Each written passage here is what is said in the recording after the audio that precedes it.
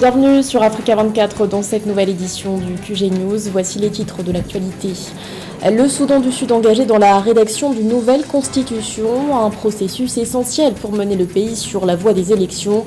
Dans cette optique, des ateliers étaient organisés par la MINUS pour que tous les citoyens puissent participer à l'élaboration de cette nouvelle loi fondamentale. Dégradation de la situation sécuritaire au Sahel. Les membres du Conseil de sécurité de l'ONU ont déploré ce 16 mai le manque d'avancées dans la lutte contre le terrorisme, une insécurité persistante alimentée par divers facteurs dont l'accès à la terre. Et puis focus sur les demi-finales de la Ligue des Champions de la CAF. Le coup d'envoi sera donné ce vendredi 19 mai avec le face-à-face Al-Ahly, Espérance sportive de Tunis. Les détails à suivre dans ce journal. Mais tout d'abord, l'appel des partisans du général Abdel Fattah al-Burhan au Soudan. Alors que le conflit s'enlise dans le pays, ils ont réclamé le départ de Volker Perthes, chef de la mission intégrée des Nations Unies pour l'assistance à la transition au Soudan.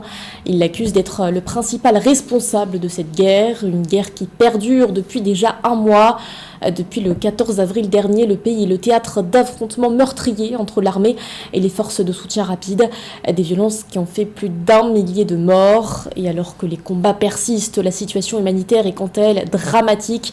Les Nations Unies estiment que plus d'1 Soudanais sur 2 a besoin d'aide humanitaire pour assurer leur prise en charge. Un financement de 2,6 milliards de dollars est nécessaire. Notons par ailleurs que la situation au Soudan sera au cœur d'un sommet de la Ligue arabe qui se tiendra ce 19 mai en Arabie Saoudite. Au Soudan du Sud, le démarrage de la prolongation de 2 ans de la période de transition politique annoncée en août 2022 a débuté en février dernier. Une nouvelle feuille de route a été présentée pour rebâtir ce pays meurtri par des années de guerre civile et dépourvu de constitution et d'armée unifiée. Le processus de rédaction de la nouvelle loi fondamentale a tout fraîchement débuté avec l'aide de la MINUS, la mission des Nations Unies dans le pays. Les précisions de Gladys Momba. 2023, une année cruciale pour le Soudan du Sud qui s'est engagé dans la rédaction d'une nouvelle constitution, un objectif défini dans la nouvelle feuille de route du gouvernement d'union nationale pour mener à bien la transition politique, prolongée de 2 ans en vue de la tenue d'élections crédibles, libres, transparentes et démocratiques d'ici fin 2024, début 2025. Le processus de rédaction doit permettre à tous les Sud-Soudanais de s'exprimer. J'ai participé à cette consultation sur le processus d'élaboration de la Constitution et je suis heureuse d'en faire partie. Et selon mon propre intérêt, je pense que ce qui devrait être inclus en permanence dans le processus d'élaboration de la Constitution est la question du quota. Les femmes sont censées être représentées à 35%. Il ne suffit pas seulement de le dire, mais c'est censé être mis en œuvre. Et pas seulement cela, les rapatriés sont aussi très importants. Ils devraient être rapatriés et ils devraient être enregistrés. Il faut tenir compte des rapatriés. En outre, le problème de la violence domestique et sexiste doit être arrêté. Cela devrait également être inclus dans la Constitution permanente. Ces ateliers interactifs, organisés par la mission des Nations Unies au Soudan du Sud, MINUS, ont pour but de faire participer tous les citoyens à l'élaboration de la nouvelle loi fondamentale et des processus électoraux, alors que l'accord de paix revitalisé de 2018 entre le camp du président Salva Kiir et du vice-président Riek Machar peine à être appliqué. Soucieux de lendemains meilleurs, les citoyens n'ont pas manqué de solliciter une plus forte participation des jeunes à la vie politique. Selon moi, les jeunes sont aussi très importants. Vous ne pouvez pas faire la Constitution sans eux. Ils devraient être là pour observer et ils devraient aussi être là pour participer. Et je serai heureuse de diffuser l'information dans tout le comté. Par ces consultations, la MINUS, sollicitée par les autorités sud-soudanaises pour aider à l'organisation des prochaines élections, espère garantir un espace politique libre et informer tous les citoyens sur leurs droits. Les premiers ateliers se sont tenus dans l'est de l'Équatoria. D'autres actions similaires sont prochainement prévues à travers tout le pays. Dans l'actualité également, le Front de libération du peuple du Tigré hausse le ton en Éthiopie. Le TPLF a fermement contesté une décision de la commission électorale, décision selon laquelle elle ne reconnaît pas l'existence légale du parti, compromettant ainsi ses chances en vue des futurs scrutins. Le motif invoqué par l'instance, un vide juridique. Une directive qui n'a aucun sens pour Kindeya Gebrehiwot, membre du TPLF. Au-delà des enjeux électoraux, cette décision menace le processus de paix tout entier, estime aussi le gouvernement régional du Tigré. Après près de 2 années de conflit, les autorités éthiopiennes et les dirigeants du TPLF avaient scellé en novembre 2022 l'accord de Pretoria pour une cessation des hostilités. Conformément à cet accord, le Parlement éthiopien avait levé en mars dernier la désignation d'organisation terroriste qui était jusque-là attribuée au parti. La crise sécuritaire au Sahel était de nouveau au cœur d'une réunion du Conseil de sécurité de l'ONU ce 16 mai. Le constat dressé par les membres de l'organe onusien est sans appel. La situation ne cesse de se dégrader. Inégalité, mauvaise gouvernance ou encore accès à la terre, tels sont les différents facteurs qui alimentent cette crise persistante, notamment dans la zone des 3 frontières. Un sujet de la rédaction. Au Sahel, la situation sécuritaire n'a cessé de se détériorer. C'est le constat alarmant dressé par Éric Thiaré, secrétaire exécutif du G5 Sahel devant le Conseil de sécurité de l'ONU.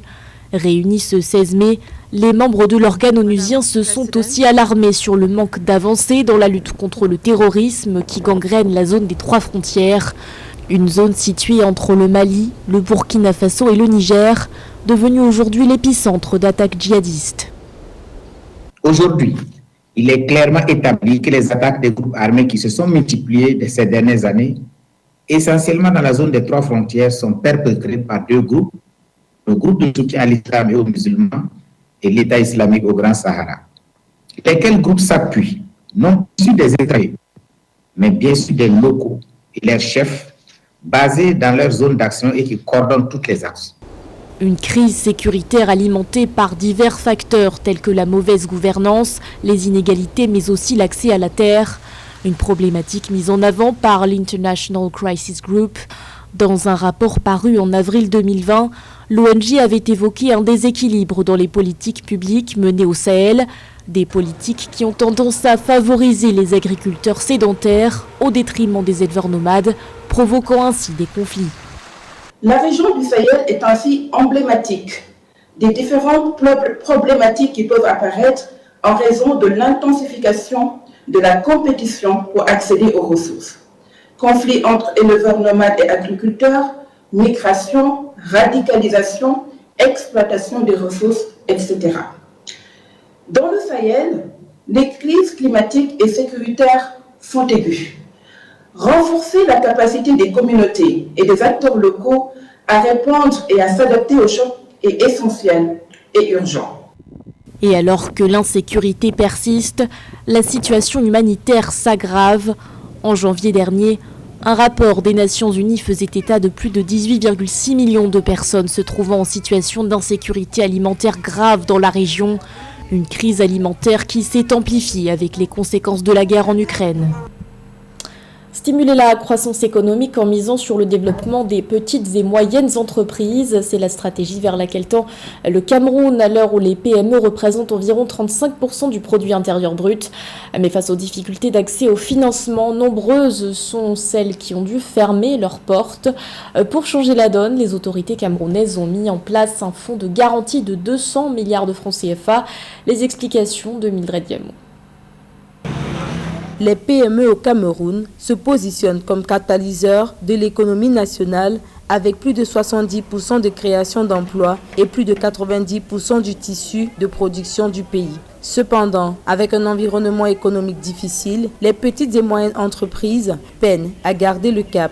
Conscient du fait que les PME devront constituer encore l'un des principaux piliers de l'économie camerounaise, le Cameroun s'est engagé à mettre à disposition des PME un fonds de garantie de 200 milliards de francs CFA. Le ministre des Finances a effectivement mis sur pied un fonds de garantie pour le financement des chaînes de valeur en matière agricole, piscicole et d'élevage. C'est 200 milliards de francs CFA, pour vous dire, qui justement en termes de garantie, c'est un fonds de garantie qui permet justement aux petits exploitants, aux promoteurs de PME dans ces secteurs, de pouvoir se retourner nantis de cette garantie auprès d'un certain nombre d'établissements bancaires, justement pour financer leurs projets. Malgré la création en 2020 de plus de 14 000 nouvelles PME, en 2022, plusieurs d'entre elles ont dû fermer, affectées par les différentes crises mondiales. Aujourd'hui, grâce à divers accords, notamment avec la Banque mondiale, la Société de promotion et de participation pour la coopération économique, le ministère des PME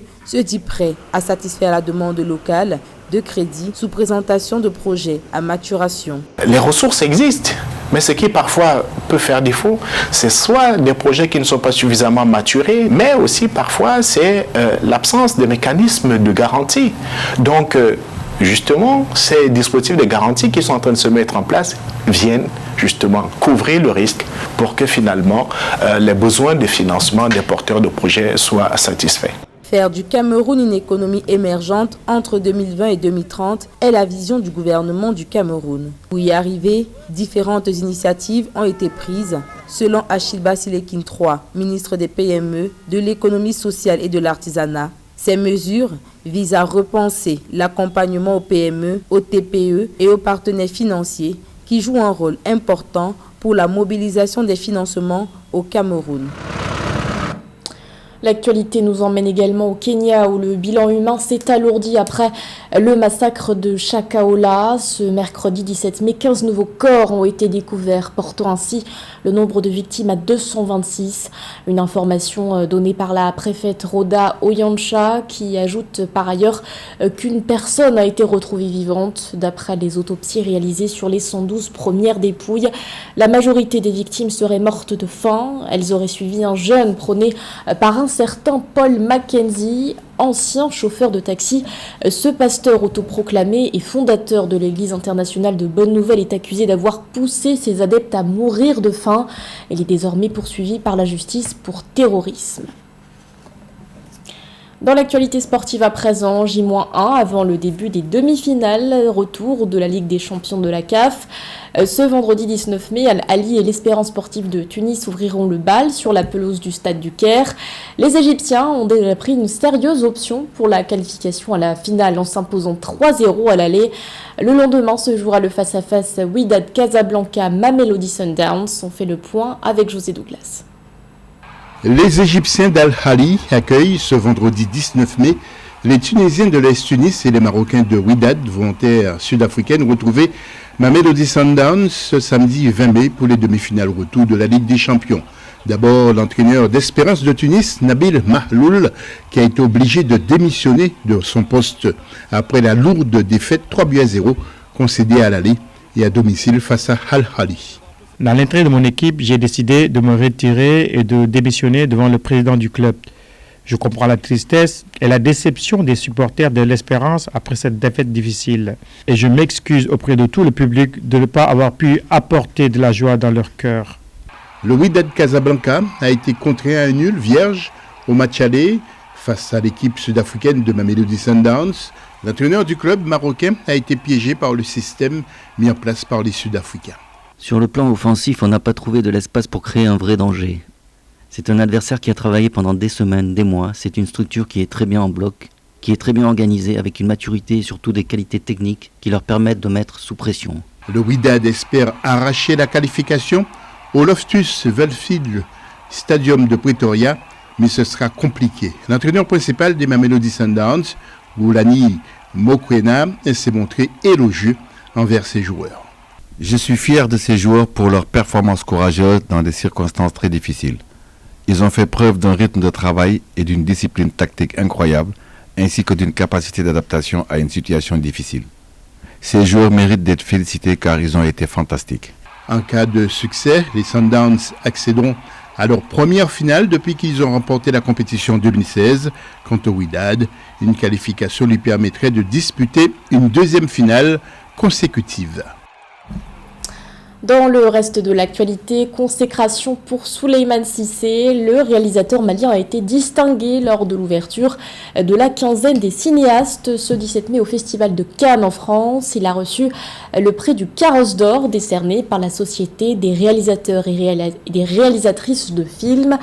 Dans une lettre transmise au réalisateur, le conseil d'administration de la CRF a salué sa filmographie en citant notamment Del Musso, réalisé en 1975, ou encore Figné, un film sorti en 1982 et qui a par ailleurs reçu le prix de l'Étalon d'or de Yenenga au FESPACO. Le cinéaste malien avait déjà été récompensé à Cannes en 1987 pour son film Yélène, qui a reçu le prix du jury. C'était le journal de la rédaction. Merci de l'avoir suivi. L'actualité continue sur Africa 24.